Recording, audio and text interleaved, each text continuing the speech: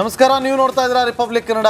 ನಾನು ನಾಗೇಂದ್ರ ಬಾಬು. ಕರ್ನಾಟಕ ಎಕ್ಸ್‌ಪ್ರೆಸ್‌ನಲ್ಲಿ ಪ್ರಮುಖ ಸುದ್ದಿಗಳನ್ನು ನಿಮ್ಮ ಮುಂದೆ ಇಡೋದಕ್ಕೆ ನನ್ನ ಸಹೋದರಿ ಶ್ರೀಪಾದ್ ಪಾಟೀಲ್ ಕೂಡ ಜಾಯ್ನ್ ಆಗಿದ್ದಾರೆ. ಪ್ರಮುಖ ಸುದ್ದಿಗಳತ್ತ ಗಮನ ಹರಿಸೋಣ. ಅದಕ್ಕಿಂತ ಮುಂಚೆ ಈ ಕ್ಷಣ ಒಂದು ಬ್ರೇಕಿಂಗ್ ಅಪ್ಡೇಟ್ ಲಭ್ಯವಾಗ್ತಾ ಇದೆ. ಬೆಂಗಳೂರಿನಲ್ಲಿ ರಾತ್ರಿ ಸುರಿದಂತಹ ಧಾರಾಕಾರ ಮಳೆಯಿಂದಾಗಿ ಸಾಕಷ್ಟು ಅವಾಂತರಗಳು ಸೃಷ್ಟಿಯಾಗಿದೆ.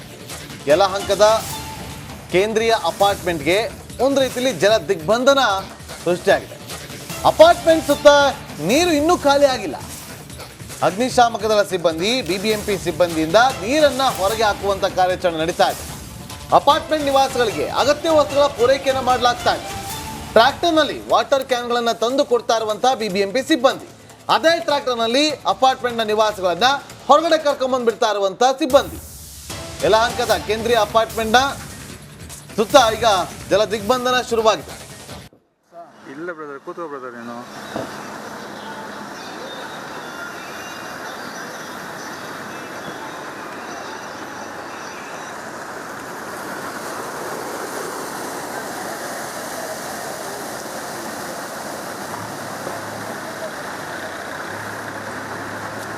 ದೃಶ್ಯಗಳಲ್ಲಿ ಗಮನಿಸ್ತಾ ಇದ್ದೀವಿ. ಈಗ ಅಪಾರ್ಟ್ಮೆಂಟ್ನ ಒಳಭಾಗದಲ್ಲಿ ನುಗ್ಗಿರುವಂಥ ನೀರನ್ನು JCBಯಿಂದ ಹೊರಗಡೆ ಹಾಕಲಾಗ್ತಾ ಇದೆ. ನೀರನ್ನು ನೋಡಿ, ಒಂದು ಕಡೆ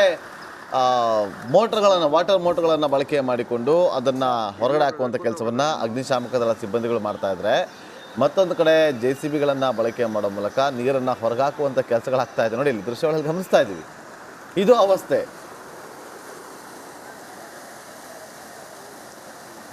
JCBನ ನೋಡಿ, ಇಲ್ಲಿ ನೀರನ್ನು ಪುಷ್ ಮಾಡಿ ತಳ್ಳೋದಕ್ಕೆ, ಆಚೆ ಕಡೆ ಪುಷ್ ಮಾಡೋದಕ್ಕೆ JCBಯಲ್ಲಿ ನೀರನ್ನು ಹೊರಗಡೆ ಹಾಕ್ತಾರೆ. ಅಲ್ಲಿ ಪಾಪ ಬೈಕಲ್ಲಿ ಪರದಾಡ್ತಿದ್ದಾರೆ.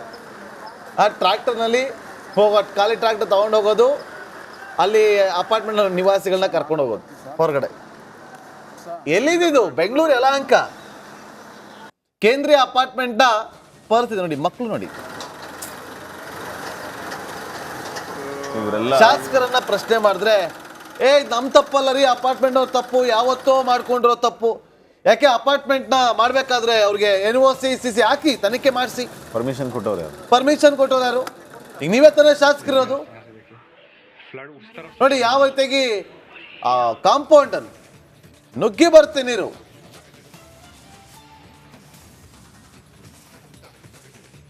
ಏನಾದರೂ ಅಧಿಕಾರಿಗಳಿಗೆ ಅಥವಾ ಶಾಸಕರಿಗೆ ಪ್ರಶ್ನೆನ ಮಾಡಿದ್ರೆ ಉಡಾಫೆ ಉತ್ತರ ಕೊಡ್ತಾರೆ. ಮತ್ತಷ್ಟು ಮಾಹಿತಿಯನ್ನು ಕೊಡೋದಕ್ಕೆ ನಮ್ಮ ಕ್ರೈಮ್ ರಿಪೋರ್ಟರ್ ಮಾದೇಶ್ ಈಗ ಸ್ಥಳದಿಂದಲೇ ಲೈವ್ನಲ್ಲಿ ಜಾಯ್ನ್ ಆಗಿದ್ದಾರೆ. ಮಾದೇಶ್, ಈಗ ಶಾಸಕರ ಮಾತನ್ನು ಕೇಳಿದ್ವಿ ಬೆಳಗ್ಗೆ. ಅವ್ರು ಹೇಳ್ತಾರೆ ಆವಾಗ ಪ್ಲಾನಿಂಗನ್ನು ಮಾಡಿದ್ದಾರೆ, ಅಪಾರ್ಟ್ಮೆಂಟ್ ಅವ್ರದ್ದು ತಪ್ಪು ಅಂತೇಳಿ. ಆಯಿತು, ಆಗಿನ ತಪ್ಪು ಈಗ ತನಿಖೆ ಮಾಡಿಸಿ. ನೀವು ಶಾಸಕರಿದ್ದೀರಲ್ಲ, ಬರೀ ಉಡಾಫೆ ಉತ್ತರ ಕೊಟ್ಟಾಗ ಬೇರೆ ಎಲ್ಲಾದರೂ ಆಗಿದೆಯಾ ನೋಡಿ, ಚೆಕ್ ಮಾಡಿ. ಆ ತನಿಖೆಗಿಂತ ಮುಂಚೆ ಇದು ಸರಿ ಹೋಗೋಕೆ ಫಸ್ಟ್ ಸರಿ ಹೋಗ್ಬೇಕು. ಅದು ಬಿಟ್ಟು ಬೇರೆ ಎಲ್ಲಾದರೂ ಆಗಿದೆಯಾ ಬಂದು ತೋರಿಸಿ ಅಂತ ಹೇಳ್ತಾರೆ. ಸಮಸ್ಯೆನ ಬಗೆಹರಿಸೋದ್ರ ಕಡೆ ಗಮನ ಕೊಡಿ. ಶಾಸಕರ ವಿಶ್ವನಾಥ್ ಅವ್ರು ಕೊಟ್ಟಂತ ಹೇಳಿಕೆ ಅದು. ನಮ್ಮ ಸವಿತವ್ರು ಮಾತಾಡ್ತಾ ಇದ್ರು ಬೆಳಗ್ಗೆ. ಈಗ ಹೇಗಿದೆ ಪರಿಸ್ಥಿತಿಯಲ್ಲಿ ಮಾದೇಶ್?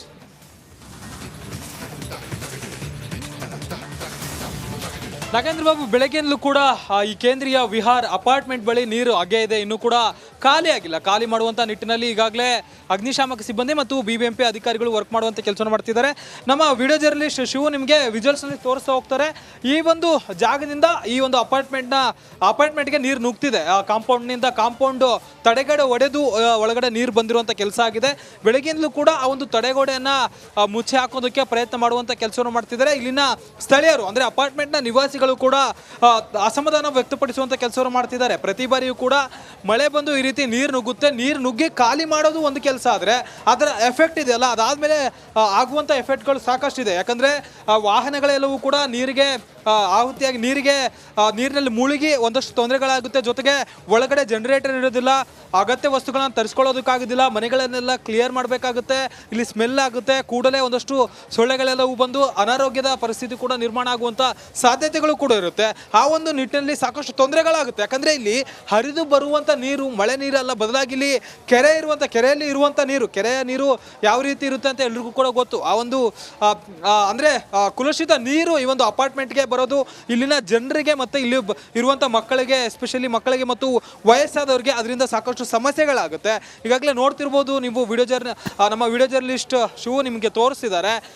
ಎಲ್ಲವನ್ನೂ ಕೂಡ ಅಂದರೆ ಆ ಒಂದು ತಡೆಗೋಡೆ ಏನು ಬಿದ್ದಿದೆ, ಕಾಂಪೌಂಡ್ ಬಿದ್ದಿದೆ, ಆ ಕಾಂಪೌಂಡಿಂದ ಬರ್ತಿರುವಂಥ ನೀರನ್ನು ತಡೆ ಹಿಡಿಯುವಂಥ ನಿಟ್ಟಿನಲ್ಲಿ ಮಣ್ಣನ್ನು ತುಂಬಿ, ಅಂದರೆ ಆ ಚೀಲಗಳಲ್ಲಿ ಮಣ್ಣನ್ನು ತುಂಬಿ ಅಲ್ಲಿ ಬ್ಲಾಕ್ ಮಾಡುವಂಥ ಕೆಲಸವನ್ನು ಮಾಡ್ತಿದ್ದಾರೆ. ಮತ್ತೊಂದು ಕಡೆ ಇಲ್ಲಿನ ಸ್ಥಳೀಯ ನಿವಾಸಿಗಳು, ಅಂದರೆ ಅಪಾರ್ಟ್ಮೆಂಟ್ನ ನಿವಾಸಿಗಳು ಏನೆಲ್ಲ ಮಾಡ್ಬೋದು ಅನ್ನೋದಕ್ಕೆ ಸಂಬಂಧಪಟ್ಟಂತೆ ಒಂದಷ್ಟು ಚರ್ಚೆಗಳನ್ನು ಕೂಡ ಮಾಡುವಂಥ ಕೆಲಸವನ್ನು ಮಾಡ್ತಿದ್ದಾರೆ. ಯಾಕೆ ಅಂದರೆ ಪ್ರತಿ ಬಾರಿಯೂ ಕೂಡ ಈ ರೀತಿಯಾದಂಥ ಒಂದು ಸಮಸ್ಯೆಗಳು ಆಗ್ತಿದ್ರೆ ಏನು ಮಾಡೋದು ಅನ್ನೋಂಥದ್ದು ಕೂಡ ಇವರಿಗೆ ಇಲ್ಲೂ ಕೂಡ ಪ್ರಶ್ನೆ ಆಗಿದೆ. ಸದ್ಯಕ್ಕೆ ನನ್ನ ಜೊತೆ ಒಬ್ರು ಇದ್ದಾರೆ, ಅವ್ರನ್ನ ಮಾತಾಡಿಸ್ತಾ ಹೋಗ್ತೀನಿ.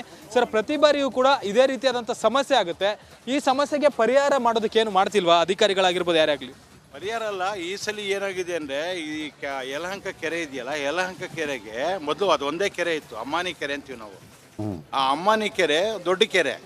ಈ ಕೆರೆಗೆ 10-15 ಕೆರೆಗಳನ್ನು ಲಿಂಕ್ ಮಾಡಿದ್ದಾರೆ. ಈ ಸುತ್ತ ಪುಟ್ಟೆನಹಳ್ಳಿ ಆ ಕಡೆ ಎಲ್ಲ ಲಿಂಕ್. ಆ ಕೆರೆಗಳು ಕೋಡಿ ಹೊಡೆದು ಇದು ತುಂಬುತ್ತೆ. ಅದು ತುಂಬಿದ್ಮೇಲೆ ಇದು ಬರಲೇಬೇಕು. ಇದಕ್ಕೆ ಹೋಗೋಕ್ಕೆ ದಾರಿ ಹಿಂಗೆ ಹೋಗ್ಬೇಕು, ಜಕ್ಕೂರಿಗೆ ಇದೊಂದೇ ದಾರಿ ಇರೋದು, ಬೇರೆ ದಾರಿ ಇಲ್ಲ. ಅದೇನಾಗಿದೆ, ರಾತ್ರಿ ಕೋಡಿ ನಿಂಬಿಟ್ಬಿಟ್ಟಿದೆ. ಇದೇನಾಗಿದೆ, ಇವರೆಲ್ಲ ಕಟ್ಕೊಂಬಂದಿಯಾರಲ್ಲ, ಮೊದಲು ಹಂಗೋಗ್ಬಿಡೋದು, ಎಲ್ಲ ಕಟ್ಕೊಂಬಂದಿರೋದ್ರಿಂದ ಎಲ್ಲ ಬ್ಲಾಕ್. ಹಾಗಾದ್ರೆ ಕೆರೆಗಳನ್ನ ನಿರ್ವಹಣೆ ಮಾಡುವಂತ ನಿಟ್ಟಿನಲ್ಲಿ ಬಿಬಿಎಂಪಿ ಅಧಿಕಾರಿಗಳು ಇಲ್ಲಿ ಎಡುತ್ತಿದ್ದಾರಾ ಅಂತಾರೆ. BBMP ಅವರಿಂದೆಲ್ಲ ನಾವು ಬಚಾವಾಗಿದ್ದೀವಿ. ಎಲ್ಲ ರಾಜಕಾಲುವೆ ಕಟ್ಟಿಲ್ಲ ಅಂದ್ರೆ ನಾವು ಹೋಗ್ಬಿಡ್ತಾ ಇದ್ವಿ. ಅಲ್ಲೊಂದು ರಾಜಕಾಲುವೆ ಇದೆಯಲ್ಲ, ದೇ ಆರ್ ಡೂಯಿಂಗ್ ಮ್ಯಾಕ್ಸಿಮಮ್. ಈ ಸಲ ಏನಾಗಿದೆ, ಕಾಂಪೌಂಡ್ ಬಿದ್ದೋಗ್ಬಿಟ್ಟಿದೆ ನಮಗೆ. ಇದು 25 ಇಯರ್ಸ್ ಓಲ್ಡ್ ಕಾಂಪೌಂಡ್, ಈಗಿಂದಲ್ಲ, 2000 ಇಸ್ವಿ ಕಾಂಪೌಂಡ್ ಇದು. ಈ ಕಾಂಪೌಂಡ್ ಬಿದ್ದು ನೀರು ಬರ್ತಾ ಇರೋದು. ಮಳೆ ಬಂದಾಗ ಈ ರೀತಿ ಸಮಸ್ಯೆ ಆಗುತ್ತೆ ಅಂತೇಳಿ ಕಾಂಪೌಂಡ್ ಮತ್ತೆ ರಿಪೇರಿ ಮಾಡಲಿಲ್ವಾ ಅಂತ ಹೇಳಿಯಾರಲ್ಲ. ಈ ಸಲ ಅವರು MLA ಬಂದಿದ್ರಲ್ಲ, ಪ್ರಾಮಿಸ್ ಮಾಡಿದ್ದಾರೆ, ಕಟ್ಕೊಡ್ತೀವಿ, ನಾವೇ ಕಾಂಪೌಂಡ್ ಹಾಕಿ ಅದನ್ನು ಹೈಟ್ ಮಾಡಿ ಕೊಡ್ತೀವಿ ಅಂತ ಹೇಳಿದ್ದಾರೆ. ಬೆಳಗ್ಗೆ ಬಂದು ಹೇಳ್ಬಿಟ್ಟು ಹೋದ್ರು. ಇದರಿಂದ ಎಷ್ಟು ಎಫೆಕ್ಟ್ ಆಗ್ತಿದೆ ಮತ್ತೆ ಏನೆಲ್ಲ ಸಮಸ್ಯೆಗಳಾಗಿದೆ? ಈಗ ಕರೆಂಟ್ ಇಲ್ಲ, ನೀರಿಲ್ಲ, ತಿಂಡಿ ಇಲ್ಲ, ಊಟ ಇಲ್ಲ, ಏನೂ ಇಲ್ಲ, ಎಲ್ಲ ಇಲ್ಲೇ ಇದ್ದೀವಿ.